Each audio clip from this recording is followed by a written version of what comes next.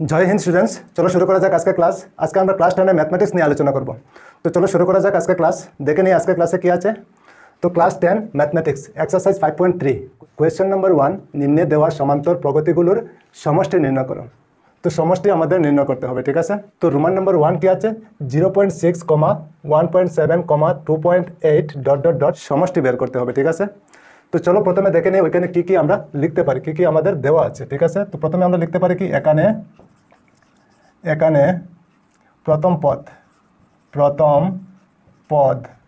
পদ আমরা কি লিখতে পারি, a অথবা a1, ঠিক আছে। ইকুয়াল দিয়ে কি লিখতে পারি, প্রথম যেটা আছে প্রথম হলো 0.6, তো আমরা 0.6 লিখতে পারি। বুঝতে পেরেছো নিশ্চয়। আচ্ছা, তারপরে দ্বিতীয় পদ আমরা কি লিখতে পারি, দ্বিতীয় পদকে আমরা লিখি a2, ঠিক আছে। ইকুয়াল ওইখানে কত আছে 1.7, তো আমরা ওইখানে লিখতে পারি 1.7। বুঝতে পেরেছ, আমরা দুইটা পদ পেয়ে গেলাম, প্রথম পদ আর দ্বিতীয় পদ, ঠিক আছে। এখন কি করতে পারি, এখন আমরা সাধারণ অন্তর লিখতে পারি। সাধারণ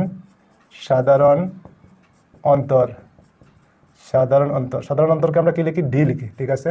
ডি ইকুয়াল আমরা a2 মাইনাস a1 লিখতে পারি, ঠিক। a2 কত আছে 1.7, তো চলো 1.7 লিখে নেই, মাইনাস a1 কত আছে 0.6 লিখে নিলাম। এখন 1.7 থেকে 0.6 মাইনাস করলে কত হবে 1.1, ঠিক আছে। ওইটা হলো আমাদের সাধারণ অন্তর। তো সাধারণ অন্তর ডি আমরা কত পেলাম 1.1, ঠিক আছে। আচ্ছা, তারপরে পদের সংখ্যা কি লিখতে পারি, আমরা n লিখি, ঠিক আছে। ইকুয়াল, তো পদের সংখ্যা n আমরা কত লিখতে পারি, ওইখানে কত আছে 100, ঠিক আছে। আচ্ছা, এখন সমষ্টি বের করতে হবে। তো আমরা কি লিখতে পারি, 100টি পদের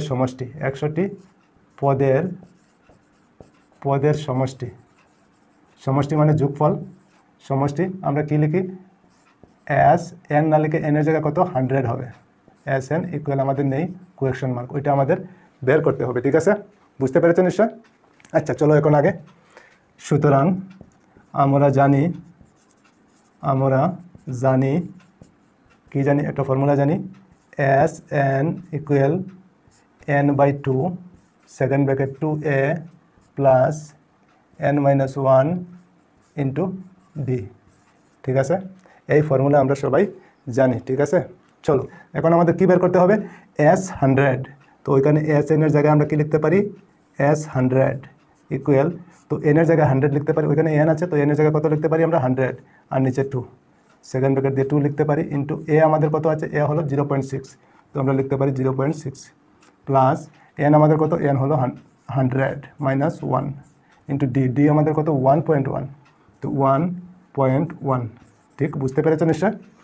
আচ্ছা, তো চলো তারপরে আগে এখন কি লিখতে পারি, এখন দেখো 2 দিয়ে 100কে ডিভাইড করতে পারি, কত হবে 50, চলো 50 লিখে নিলাম 50।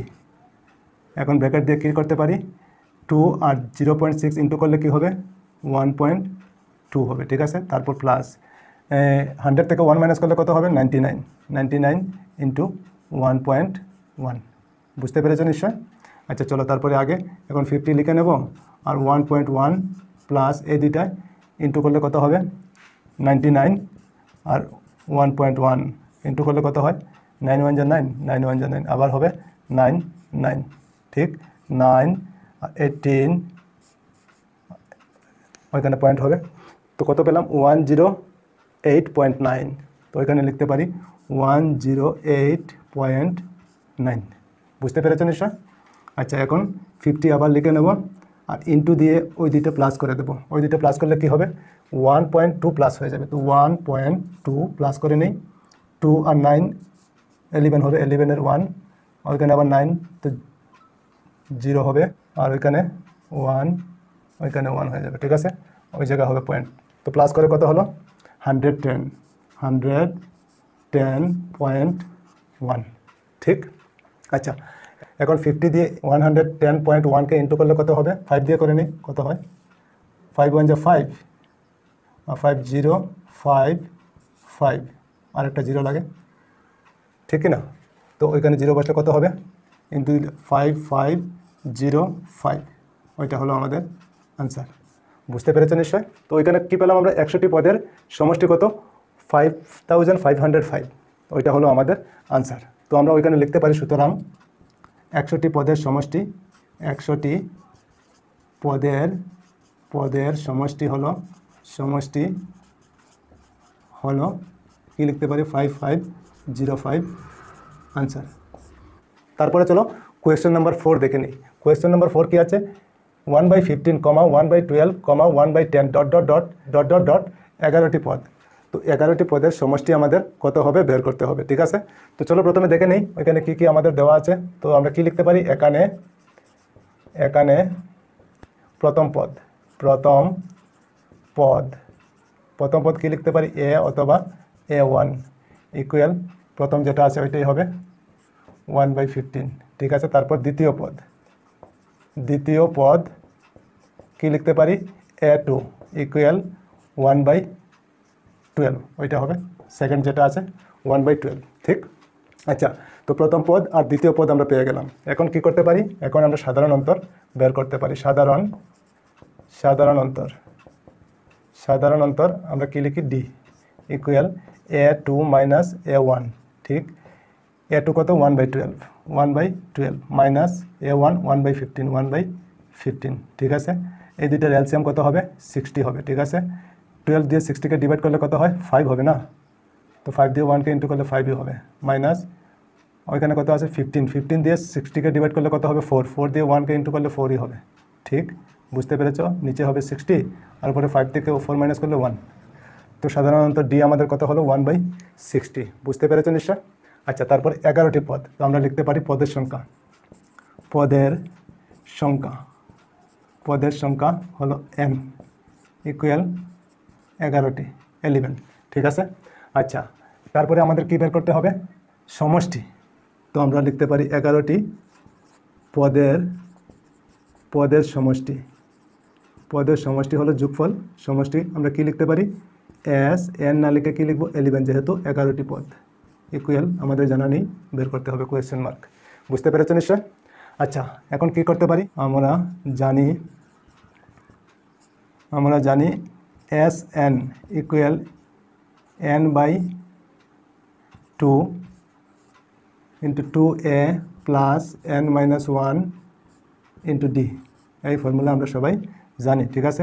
তো এস এন, তো এনের জায়গায় কত আছে 11, তো আমরা লিখতে পারি S11 ইকুয়াল, ওইখানে n না লিখে কত লিখবো 11 নিচে হলো 2, ঠিক আছে। তারপর ইন্টু দিয়ে 2 ইন্টু এ আমাদের কত আছে 1/15, তো 1/15 লিখতে পারি, ঠিক আছে। তারপর প্লাস এন আমাদের কত, এন হলো 11, তো 11 লিখতে পারি, -1 ইন্টু ডি আমাদের কত 1/60। বুঝতে পেরেছেন নিশ্চয়, ঠিক আছে। চলো তারপরে আগে এখন 2 দিয়ে ওইটাকে ডিভাইড করা যাবে না, যেভাবে আছে ঠিক সেইভাবেই রেখে দেবো, 11/2। এখন ইন্টু দিয়ে কী লিখবো, 2 আর 1 ইন্টু হয়ে যাবে, উপরে হবে 2 আর নিচে হবে 15, প্লাস 11 থেকে 1 মাইনাস করলে কত হবে 10 ইন্টু 1/60, ঠিক। ব্র্যাকেট বন্ধ। এখন 0 আর 0 ক্যান্সেল হয়ে যাবে, ঠিক আছে। 11/2 ব্র্যাকেট দিয়ে উপরে 2 নিচে 15 প্লাস এখন কত থাকবে ওইখানে 1/6, ঠিক। চলো তারপরে আগে উপরে 11 নিচে 2 আর ওইটার এলসিএম কত যাবে, এলসিএম হবে 30, ঠিক। আচ্ছা, এখন 30কে 15 দিয়ে ডিভাইড করলে কত হবে 2 দিয়ে 2কে ইন্টু করলে 4 হবে, 2 2 যা 4 প্লাস এখন 6 দিয়ে 30কে ডিভাইড করলে কত হয় 5 হবে, 5 দিয়ে 1কে ইন্টু করলে 5ই হবে, ঠিক। বুঝতে পেরেছ। আচ্ছা, এখন আগে 11/2 ইন্টু নিচে 30 আর উপরে হবে 9, ঠিক। এখন এই দুইটা ইন্টু করলে কী হবে, উপরে ইন্টু হবে, নিচে ইন্টু হয়ে যাবে, ইকুয়াল দিয়ে উপরে হবে 9 আর নিচে হবে 60, ঠিক। এখন 3 দিয়ে ক্যান্সেল করলে কত হবে, 3 3 যা 9, 3 3 যা 9 আর 3 2 যা 6 আর 0 ইকুয়াল 33/20, ওইটা হবে আমাদের আনসার। বুঝতে পেরেছেন নিশ্চয়। তো ওইটার আনসার হবে 33/20, ঠিক আছে। তো এখানে লিখতে পারি আমরা, সুতরাং 11টি পদের সমষ্টি